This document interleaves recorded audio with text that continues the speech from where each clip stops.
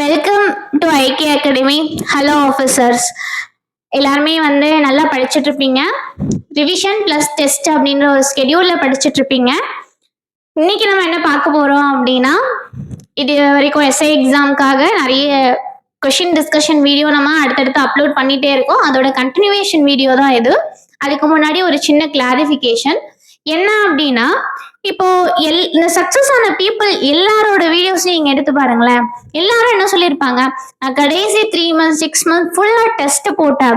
ஃபுல்லா டெஸ்ட் போட்டேன்னா ஃபுல்லா அவங்க டெஸ்ட் மட்டும் போட்டிருக்க மாட்டாங்க, ரிவிஷன் பண்ணியிருப்பாங்க பிளஸ் டெஸ்ட். அதாவது நமக்கு ஒரு நாள்ல 24 மணி நேரம் இருக்குன்னா அதுல 12 மணி நேரம் அதை ஸ்பிளிட் பண்ணுவாங்க.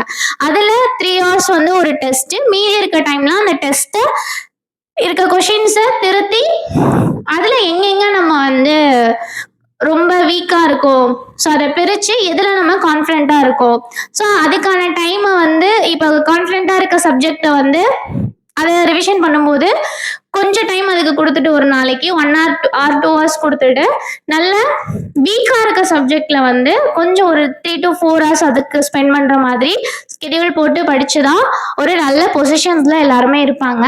உங்களுக்கும் அதே ஃபார்முலா தான். ரிவிஷன் டெஸ்ட் இப்போ நம்ம அந்த பீரியட்ல தான் இருக்கோம். நிறைய ரிவைஸ் பண்ணுங்க, நிறைய டெஸ்ட் போடுங்க. நம்மக்கிட்டேயும் டெஸ்ட் பேட்சஸ்லாம் இருக்கு. அதோட டீட்டெயில்ஸ் எல்லாமே உங்களுக்கு டிஸ்கிரிப்ஷன் பாக்ஸ்ல கொடுத்துருக்கோம். ஸோ உங்களுக்கு டீட்டெயில்ஸ் வேணுங்கிறவங்க ஃபர்தரா அந்த நம்பரை கான்டாக்ட் பண்ணி டெஸ்ட் பேட்ச் ஜாயின் பண்ணிக்கோங்க. இதுல உங்களுக்கு ஃப்ரீயா சைக்காலஜிக்கல் கிளாஸ் வந்துடும். பிளஸ் உங்களுக்கு வீடியோ டிஸ்கஷன், அதாவது கொஷின் டிஸ்கஷன் வீடியோவும் உங்களுக்கு வந்துடும். கொஷின்ஸும் மினிமல் அமௌண்ட்ல நிறைய கொஷின்ஸ் உங்களுக்கு கிடைக்கும். ஸோ இதெல்லாம் பார்த்துட்டு போகும்போது நம்மளோட எக்ஸாம் ஹாலில் நமக்கு ஒரு கான்ஃபிடென்ட்டும் இருக்கும். ஸோ டெய்லி டெஸ்ட் போடுங்க. கிட்டத்தட்ட நமக்கு 20 டெஸ்ட் தான் இருக்கு. இப்போ நீங்க டெஸ்ட் போட ஆரம்பிச்சா கூட 20 நாள்ல எவ்வளவு கொஷின்ஸ் போட்டுடலாம், கிட்டத்தட்ட 2400 கொஷின்ஸ் மேல நீங்க டீல் பண்ணிடலாம். தனியா இண்டிவிஜுவலா ஒரு ஃபுல் டெஸ்டாவே என்ன பண்ணிடலாம், டீல் பண்ணிட்டு போகலாம். முடிஞ்ச அளவு டெஸ்ட் போடுங்க, நல்லா ரிவைஸ் பண்ணுங்க. உங்களோட பிசிக்கல் அண்ட் மென்டல் ஹெல்த் ரெண்டையுமே பார்த்துக்கோங்க. வாங்க அப்படியே நம்ம வீடியோக்குள்ள போயிடலாம். ஃபர்ஸ்ட் கொஸ்டின் பாருங்க. இந்தியாவின் தங்கனார் என்று அழைக்கப்படும் பயிர் இது. விச் கிராப் இஸ் கால்ட் ஒரு நிமிஷம். Golden fiber of which crop is known as golden fiber of India? இந்தியாவின் தங்கனார் என்று அழைக்கப்படும் பயிர் எது? ஆப்ஷன்ஸ் பாருங்க. ஆப்ஷன் ஏ ஜூட் சணல், பி காட்டன் பருத்தி, சி வீட் கோதுமை, டி சுகர் கேன் கரும்பு. இந்த ஆப்ஷன்ஸ்ல நம்ம எப்படி எலிமினேட் பண்ணலாம் அப்படின்னா, கண்டிப்பா கரும்பு வராதுன்னு நமக்கு தெரியும். ஓகே, கரும்பு வராது. இதுல நீங்க தங்கம் அப்படின்னா கோல்டன் அப்படின்னா 2 சூஸ் பண்ணலாம். ஒன்னு சணல், இன்னொன்னு கோதுமை. பட் இது நமக்கு ஃபுட் கிராப்ஸ்ல வரும். ஓகேவா, நமக்கு இது எல்லாமே வாணிப பயிர்கள்ல இது 2 வரும். இது பிளஸ் அந்த கரும்பும் வாணிப பயிரா இருக்கும். இப்ப பருத்தில த்ரெட் நார்னு சொல்லிட்டாங்க, ஃபைபர்னு வந்தாலே அப்ப சணல் ஆர் பருத்தி. இந்த பருத்தி காட்டன் பொறுத்த வரைக்கும் நம்ம அதை வெள்ளி இலை பயிர் அப்படின்னு சொல்லுவோம், சில்வர் ஃபைபர் அப்படின்னு சொல்லுவோம். இப்ப சணல், அப்ப சணல். இப்ப இந்த ஜூட் அதோட கலர் வச்சு பிளஸ் அதுதான் நம்ம த்ரெட்டா மேக் பண்றோம். நிறைய சணல் பொருட்கள் நம்ம செய்யறோம். ஸோ இதுதான் கரெக்டான ஆன்சர். இப்ப இந்த ஜூட் தான் என்னது, golden fibre in India. So 51, அதாவது ஃபர்ஸ்ட் கொஸ்டினுக்கு ஆன்சர் என்ன அப்படின்னா ஆப்ஷன் ஏ. ரெண்டாவது கொஸ்டின் பாருங்க. The National Rural Employment Guarantee Act NREGA was passed in. தேசிய கிராமப்புற வேலைவாய்ப்பு உத்தரவாத சட்டம் NREGA நிறைவேற்றப்பட்ட ஆண்டு கேட்டிருக்காங்க. ஆப்ஷன்ஸ் பாருங்க. A 2000, B 2005, C 2010, D 2015. ஆக்சுவலா என்ன அப்படின்னா, கண்டிப்பா இந்த 2000 வராது நமக்கு தெரியும். 2015 வாய்ப்பு கிடையாது. 2005 ஆர் 10 அப்படின்னு சொல்லிட்டு வரும். இது ஆக்சுவலா எதை மீன் பண்றது, தேசிய ஒரு 100 நாள் வேலை திட்டம் இருக்கு இல்லையா, அதை மீன் பண்றா. ஸோ 2005 தான் கரெக்டான ஆன்சர். அப்ப கரெக்டான ஆன்சர் என்ன, ஆப்ஷன் பி. தேர்ட் கொஸ்டின் பாருங்க. Which sector contributed the most to India's GDP in recent years? சமீபத்திய ஆண்டுகளில் இந்தியாவின் மொத்த உள்நாட்டு உற்பத்தியில் எந்த துறை அதிக பங்களிப்பை வழங்கியது? ஆப்ஷன்ஸ் பாருங்க. ஏ அக்ரிகல்ச்சர் விவசாயம், பி இண்டஸ்ட்ரி தொழில், சி சர்வீசஸ் சேவைகள், டி மைனிங் சுரங்கம். கரெக்டான ஆன்சர் பார்க்கலாமா?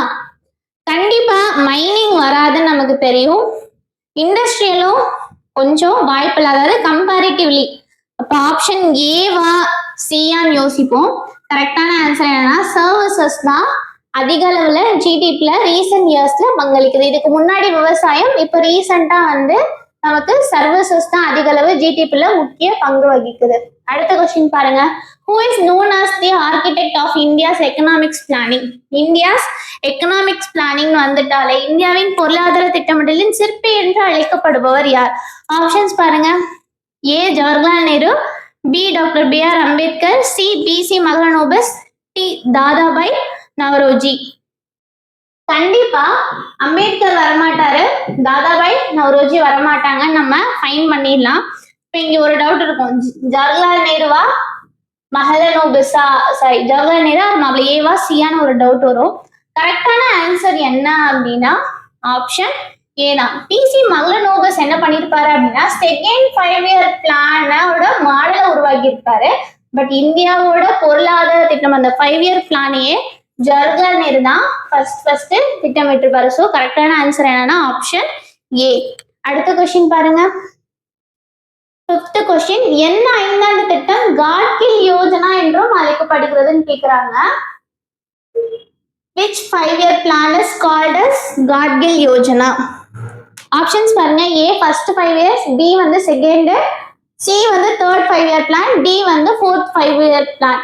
கண்டிப்பா ஃபர்ஸ்ட் வராதுன்னு நமக்கு தெரியும், செகண்டும் வராது, டி 4 வருமா 3 வருமானு ஒரு கன்ஃபியூஷன்ஸ் இருக்கும். ஆக்சுவலா 3வது 5 இயர் பிளான் தான். இந்த 3 எப்படி ஞாபகம் வச்சுக்கலாம்னா 3 பேர் இந்த 5 இயர் பிளான போட்டிருப்பாங்க. ஸோ தேர்ட் 5 இயர் பிளான் தான் காட்கில் யோஜனா அப்படின்னு சொல்லுவாங்க. 6th கொஸ்டின் பாருங்க. இதோட சோர்ஸ் உங்களுக்கு 11th புக்ல இருக்கும், 11th ஸ்கூல் எக்கனாமிக்ஸ் புக்ல இருக்கும். The main aim of white revolution in India was. இந்தியாவின் வெண்மை புரட்சியின் முக்கிய நோக்கம் கேட்டிருக்காங்க. ஆப்ஷன்ஸ் பாருங்க. A increase milk production, B increase wheat production, C increase oil production, D increase electricity production. A பால் உற்பத்தியை அதிகரித்தல், பி கோதுமை உற்பத்தியை அதிகரித்தல், சி எண்ணெய் உற்பத்தியை அதிகரித்தல், டி மின்சார உற்பத்தியை அதிகரித்தல். கண்டிப்பா எண்ணெய் வராது, மின்சார உற்பத்தியும் வராது. அப்ப ஆப்ஷன் ஏவா பியான்னு வரும். இது கண்ணை மூடிட்டு ஆன்சர் அடிச்சிடலாம், ஏன்னா நமக்கு சின்ன ஸ்கூல் ஸ்டாண்டர்ட்ல இருந்தே நமக்கு இது நல்லாவே தெரியும். பால் உற்பத்தியை அதிகரித்தல் தான். அடுத்து பாருங்க. 7th question. which index measures inflation in India most commonly? இந்தியாவில் பணவீக்கத்தை எந்த குறியீடு பொதுவாக அளவிடுகிறது? ஆப்ஷன்ஸ் பாருங்க. A wholesale price tax, B human development index, C consumer confidence index, D gross domestic product. Option A மொத்த விலை குறியீடு, பி மனித மேம்பாட்டு குறியீடு, சி நுகர்வோர் நம்பிக்கை குறியீடு, டி மொத்த உள்நாட்டு உற்பத்தி. இதுல நம்ம எதை ஒமிட் பண்ணிடலாம் அப்படின்னா மனித மேம்பாட்டு குறியீடும் நுகர்வோர் நம்பிக்கை குறியீடும் ஒமிட் பண்ணிடலாம். இந்த மொத்த விலை குறியீடா மொத்த உள்நாட்டு உற்பத்தியான்னு வரும்போது பணவீக்கம் அப்படின்னா நம்மளுடைய ஒட்டுமொத்த வருமானத்தையும் குறைக்கும். அதுல அந்த இன்ஃப்ளேஷன் அப்படிங்கிறது எப்படின்னா நம்ம கைகள்ல பணம் கம்மியா இருக்கும், அப்ப விலை கொஞ்சம் எப்படி இருக்கும், ஜாஸ்தியா இருக்கும். அதை குறைக்கிறதுக்கு விலையை குறைச்சு பணப்புழக்கத்தை அதிகரிக்கும் Reserve Bank of India. Repo rate என்ன பண்ணுவாங்க, குறைப்பாங்க. ஸோ கரெக்டான ஆன்சர் என்னன்னா ஆப்ஷன் ஏ தான். மொத்த விலை குறியீடு தான் பணவீக்கத்தை பொதுவா குறிக்கும். அடுத்து 8வது கேள்வி பாருங்க. Brain drain is related to. Brain drain மூளை வடிகால் அப்படின்னா என்னன்னு கேக்குறாங்க. ஆப்ஷன்ஸ் பாருங்க. A migration of farmers to cities, விவசாயிகள் நகரங்களுக்கு இடம்பெயர்தல், B migration of skilled workers to foreign countries, திறமையான தொழிலாளர்கள் வெளிநாடுகளுக்கு இடம்பெயர்தல், சி இந்தியாவிற்கு திறமையற்ற தொழிலாளர்களின் இடம்பெயர்வு, migration of unskilled labour with in India, the loss of natural resources, இயற்கை வளங்களின் இழப்பு. இப்ப இந்த இயற்கை இழப்பு லாஸா இருந்தாலும் இது பிரைன் ட்ரைன் நம்ம சொல்ல மாட்டோம். இந்தியாவிற்கு திறமையற்ற தொழிலாளர்களின் இடம்பெயர்வுனாலும் ஏன்னா இதனால நமக்கு லாஸ் இல்லை. ஸோ ரெண்டையுமே நம்ம ஒமிட் பண்ணிடலாம். இப்போ விவசாயிகள் நகரங்களுக்கு இடம்பெயர்னால விவசாயம் குறையுமா அப்படின்னா குறைஞ்சாலும் இவங்க வியாபாரிகளா மாறிடுவாங்க. ஸோ அப்ப ஏவும் வந்து கண்டிப்பா வராது, ஏன்னா இதனால நமக்கு லாஸ் இல்லை. அப்ப ஆப்ஷன் பி தான். எப்படின்னா திறமையான தொழிலாளர்கள் வெளிநாடுகளுக்கு இடம்பெயர். அது திறமையான தொழிலாளர்கள் வெளிநாடுகளுக்கு போனா என்ன ஆயிடும், இந்தியாவோட வாழ்வாதாரம் பிளஸ் அதோட பொருளாதார முன்னேற்றம் பாதிக்கப்படும். அதுதான் மூளை வடிகால், பிரைன் ட்ரைன் அப்படின்னு சொல்றாங்க. அடுத்து 9th கொஸ்டின் பாருங்களேன். இந்த 8th கொஸ்டின் கூட யோசிச்சு பாருங்களேன். நல்ல திறமையான ஸ்மார்ட் ஒர்க்கர் எதை பயன்படுத்துவாங்க, மூளையை பயன்படுத்துவாங்க. அந்த மூளையை பயன்படுத்தி இந்தியாவோட பொருளாதாரம் முன்னேறாம மற்ற நாடுகளோட பொருளாதாரம் முன்னேறுது. அப்ப பிரைன் ட்ரைன், அதாவது தேங்கி நின்றுடுச்சு. எதனால, இவங்க இடம்பெயர்றனால. அப்ப இது அப்படி கூட நீங்க இதை ஞாபகம் வச்சுக்கலாம். 9th கொஸ்டின் பாருங்க. The idea of single citizenship in India has been borrowed from which country? இந்தியாவில் ஒற்றை குடியுரிமை என்ற யோசனை எந்த நாட்டிலிருந்து கடன் வாங்கப்பட்டது? இதுல ரெண்டு விஷயம் தான் நமக்கு கன்ஃபியூஸ்டா இருக்கும். இது ரொம்ப ஈஸியா மைண்ட் பண்ணிடலாம். இதுவும் வராது, இதுவும் வராது, அமெரிக்காவும் வராது. ஏன்னா இது நமக்கே தெரியும், இது ஸ்டேட் பிளஸ் சென்ட்ரல் அப்படின்னா இரட்டை குடியுரிமை கொண்ட நாடு. இது வந்து ஒரு ஒப்பந்த அடிப்படை நாடு தான் அமெரிக்கா. நம்ம இந்தியா மாதிரி 2 மாநிலத்தை பிரிச்சு சேர்க்கறது அதெல்லாம் ஒண்ணுமே பண்ண முடியாது. இத சொல்லுவாங்க, அமெரிக்காவை பொறுத்த வரைக்கும் சிதைக்க முடியாத மாநிலம் சிதையும் நாடு. இந்தியாவை பொறுத்த வரைக்கும் சிதைக்கக்கூடிய மாநிலம் சிதைக்க முடியாத நாடு அப்படின்னு சொல்லுவாங்க.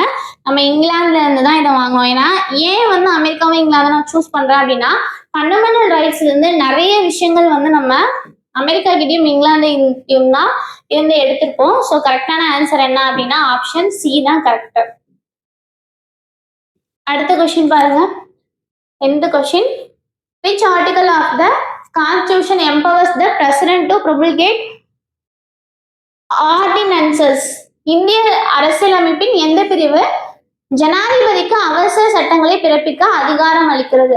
ஆப்ஷன் பாருங்க. A article 72, B article 123, C article 356, D article 370. 72 கண்டிப்பா வராது, இது குடியரசுத் தலைவர் தொடர்பானது தான். பட் இங்க அவசர சட்டத்துக்கு வராது. 370 கண்டிப்பா வராது. இப்போ பிஆர்சியான ஒரு கன்ஃபியூஷன் இருக்கும். இந்த பி பொறுத்த வரைக்கும் ஜனாதிபதி தான் போடுவாரு. ஆனா எப்ப போடுவாரு அப்படின்னா, ஒரு மாநிலம் தன்னுடைய போக்கு வந்து அரசியல் அமைப்புக்கு எதிர்பட்டதா இருக்கு, அரசியலமைப்புக்கு மாறா செயல்படுது அப்படின்ற பட்சத்துல ஒரு மாநில ஆளுநர் குடியரசுத் தலைவரிடம் இதை கூறினா குடியரசுத் தலைவர் அந்த மாநிலத்திற்கு மட்டும் அவசர சட்டம் போட்டு அந்த ஆட்சியில இருந்து என்ன பண்ணுவாங்க, முதலமைச்சரை நீக்கி ஒரு 6 மாதம் கழித்து புதிய தேர்தல் நடக்கும். அப்ப சட்டப்பேரவைகள் கூடாது. அப்ப கண்டிப்பா சியும் வராது. கரெக்டான ஆன்சர் என்ன ஆப்ஷன் பி. இப்ப இந்த ஜனாதிபதிக்கு அவசர சட்டம் போடுற அளவுக்கு என்ன இதுக்கும் என்ன சம்பந்தம் அப்படின்னா, இப்ப நாடாளுமன்றம் வந்து வருஷத்துக்கு 3 தடவை கூடுது. இந்த வருஷத்துக்கு 3 தடவை எப்ப கூடும், பட்ஜெட் கூட்டத்தொடர்னு சொல்லிட்டு பிப்ரவரில இருந்து மே, இதுதான் ஆக்சுவலா லாங் டேர்ம். ஓகேவா? அடுத்து ஜூலை டு செப்டம்பர் வசந்த கால கூட்டத்தொடர், அடுத்த குளிர்கால கூட்டத்தொடர் நவம்பர் டிசம்பர். இப்ப இந்த பிட்வீன் கேப்ல மேக்கு அப்புறம் ஜூன் மாசம் நடக்கல, ஆகஸ்ட்க்கு அப்புறம் செப்டம்பர் அக்டோபர் நடக்கல, அதே மாதிரி டிசம்பருக்கு அப்புறம் ஜனவரி மாசம் என்ன பண்ணல, செஷன் நடக்கல, பார்லிமெண்டரி செஷன் நடக்கல. இந்த மாதிரி சமயங்கள்ல மக்களோட நலன் கருதி ஏதோ ஒரு காரணத்திற்காக குடியரசுத் தலைவர் வந்து ஒரு சட்டத்தை போடுவாரு. அந்த சட்டம் வந்துதான் அவசர சட்டம். அதை சொல்லக்கூடிய சரத்து என்ன அப்படின்னா 123. இது நம்ம எங்க இருந்து எடுத்திருப்போம் அப்படின்னா யூகேல இருந்து தான் எடுத்திருப்போம். ஓகேங்களா? தேங்க்யூ. நெக்ஸ்ட் வீடியோல நம்ம பார்க்கலாம். சப்ஸ்கிரைப் பண்ணிக்கோங்க. நோட்டிபிகேஷன் அடுத்தடுத்த வீடியோஸ் போடும்போது வரும். நல்லா படிங்க. உங்களால முடியாதது வேற யாராலையும் முடியாது. இந்த ஃபீல்டு, இந்த யூனிஃபார்ம் சர்வீஸ்னு யோசிச்சு வந்த நமக்கு இந்த ஐடியா, ஏன்னா எல்லாருக்குமே வரல. மிஞ்சி போனா ஒரு 2 லட்சத்துல இருந்து 10 லட்சம் பேருக்கு வந்திருக்குமா? மீதி எவ்வளவோ மக்கள் இருக்காங்களே, அவங்க யாருக்குமே வரல இல்லையா? அப்ப உங்களுக்கு இது எல்லாத்துலயும் உங்களுக்கு வந்திருக்கா அப்படின்னா கண்டிப்பா நீங்களும் என்ன பண்ணுவீங்க, இந்த எக்ஸாம் முடிச்சுட்டு அடுத்த ஃபிசிக்கலுக்கு ரெடி ஆகுற அளவுக்கு நல்ல எக்ஸாம் எழுதுவீங்க. ஸோ ரொம்ப காமாக இருங்க. B calm, B consistency. கண்டிப்பாக நல்லது தான் நடக்கும். நல்லா படிங்க. கண்டிப்பாக இந்த எக்ஸாம் வந்து உங்களுக்கு உங்களோட வாழ்க்கையோட ஒரு டேர்னிங் பாயிண்ட், ஒரு ஹை ப்ரொஃபஷனாக கண்டிப்பாக அமையும். இப்போ இருக்கிற பீரியட்ல நம்ம இதை யோசிச்சு பயப்படாம, இதையே திங்க் பண்ணாம படிங்க, ரிவிஷன் பண்ணுங்க, டெஸ்ட் போடுங்க. போடுற ஒர்க்கு நம்மளோடது, எஃபர்ட் நம்மளோடது. ரிசல்ட்டு கண்டிப்பாக ஒரு நல்ல ரிசல்ட்டாக இதோட அவுட்புட்டு கண்டிப்பாக நல்லதாக வரும், நம்புங்க. பட் இன்புட்டில் ஸ்ட்ராங்காக இருங்க. Okay, thank you. அடுத்த வீடியோஸில் பார்ப்போம்.